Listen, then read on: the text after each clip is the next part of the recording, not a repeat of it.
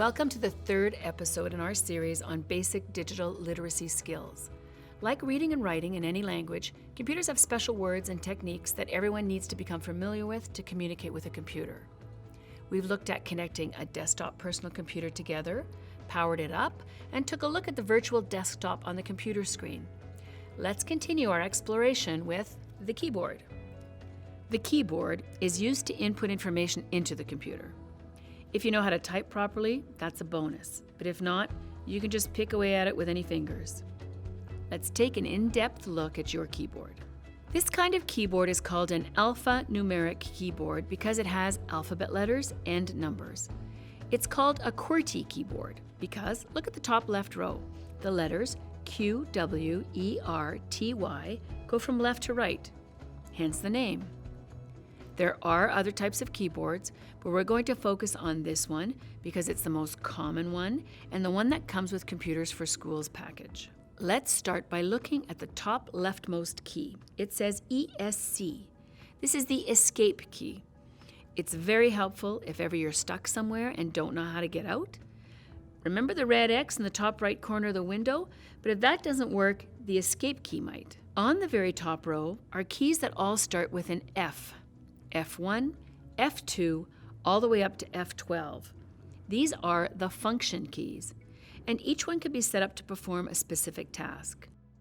We won't get into detail until we need them about what each one does. You'll learn them as you go. Now, let's look closely at the letter keys on the keyboard. Let me show you how it works. I'm in a program called Microsoft Word.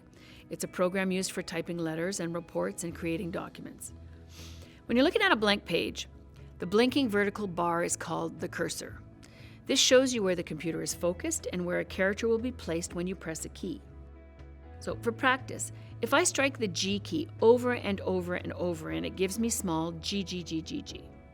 If I strike the K key, it gives me small K, K, K, K, K.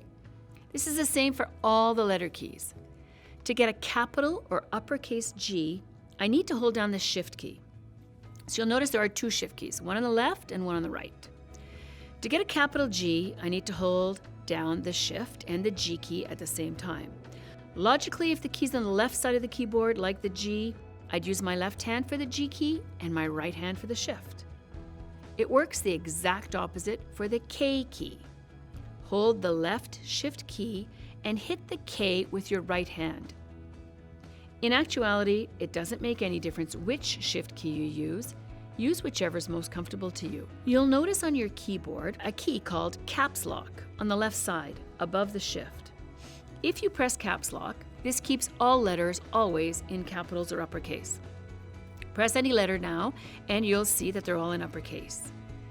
Look over to the far right side of the keyboard. On the top, you'll see a capital A and a blue light beneath it. Some keyboards actually have the words Cap Lock and a green light. To shut it off, simply press Cap Locks again and the light goes off and no more capital letters. Look at the number keys at the top of the keyboard. If I press the 2 key, I see a 2. If I press the 8 key, the result is a number 8. Above the 2 is an @ symbol. You've likely seen it in an email address. Above the 8 key is a star symbol or asterisk. To get those two special characters to appear, I need to hold down the Shift key. So for the @ symbol, I'll hold down the Shift on the right, and with my left hand, I'll press the 2. For the star or asterisk symbol, I'll hold the left Shift key and strike the 8 with my right hand. You'll notice that there are also symbols on this keyboard, like quotation marks, the colon, the semicolon, the slash, a question mark, etc. So the rule is, the symbol on the bottom left is what you get when you strike the key. The one directly above it is what you get when you hold the Shift down. So if I strike the key with the slash and the question mark, I get the slash when it's struck normally and the question mark when I hold down the Shift. If you're getting unwanted characters, it's likely because the keyboard is set to a different language. Revisit episode number 1 if your setup needs updates. An important key is the Enter key. It's very large because it's used often. When you want to choose something or accept something, you hit Enter. When you want to end a sentence and leave a blank line, use Enter. Some people call it the return key. On the bottom left and bottom right are CTRL keys. These stand for control. The control keys work like the shift key. If we use them in combination with another key, they'll perform an action. So, for example, if I want to save a document, I would normally click on Save with my mouse. Instead, if I can remember the control key combination, I can use Control plus S, and this will open the exact same window. These are called shortcuts. So, just like a shortcut through the park to get home sooner, these keyboard shortcuts help you save time. As you go along and you learn more, you'll find some very handy shortcuts worth remembering or writing down. Beside Control are the Alt keys. They stand for alternate. Used in combination with another key, they will perform an action. The large bar on the bottom, in the middle, is the space bar. It inserts a space in between your words. Hit it once and you get a space. The one thing you need to know is that in Windows and in Microsoft programs, there's usually always more than one way to do something. In some cases, there are sometimes 5 or 6 different ways to get the same result. Just like in life, people like to do things their own way. Choose the method that works best for you, depending on the program or the situation. Still looking at the keyboard, beside each Alt key is a key with the Windows logo. Pressing this key opens the Start menu.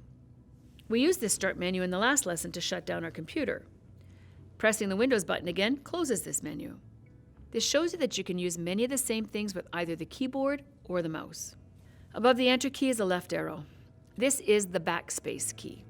On some keyboards, it is actually labeled backspace.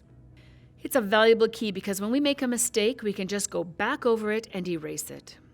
Just as you would use an eraser on paper, this works the same way. It erases going left. Let me show you.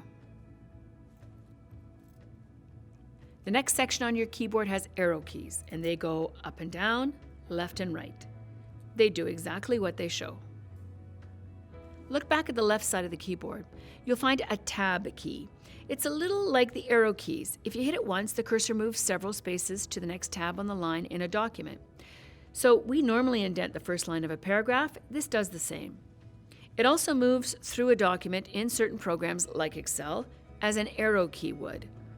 Notice it has a left and a right pointing arrow. So if you use Tab, it moves to the right. But if I use Shift Tab, it moves to the left.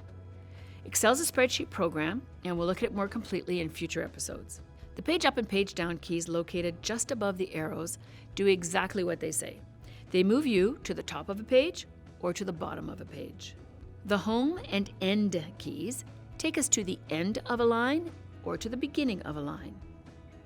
Used in combination with Control, they'll take us to the top of a document or the bottom of a document. You can imagine this would be really helpful in a document of, say, 100 pages, right? The Delete key. As you might expect, deletes things. It moves to the right.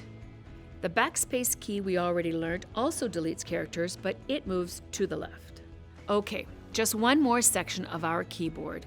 This is the numeric section.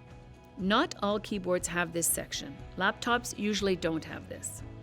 These are really handy keys if you're going to work with any program like Excel, which is number-based, or if you do any data entry. So first thing, is the green light on under the num lock? If it isn't, please hit the num lock key.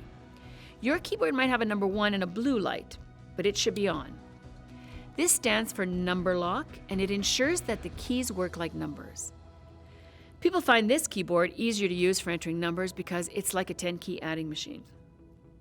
The operators are handy. The plus sign, minus sign, they look like normal. The multiplication is the asterisk or the star, and the slash is the division operator. You'll notice we've ignored just a few keys on the keyboard, and this is because they aren't important right now and they're rarely used. Congratulations! You know all the main keys and functions on your keyboard. Join us in our next episode where we'll look into how to customize more features on the computer, find where information is stored, and how to start programs.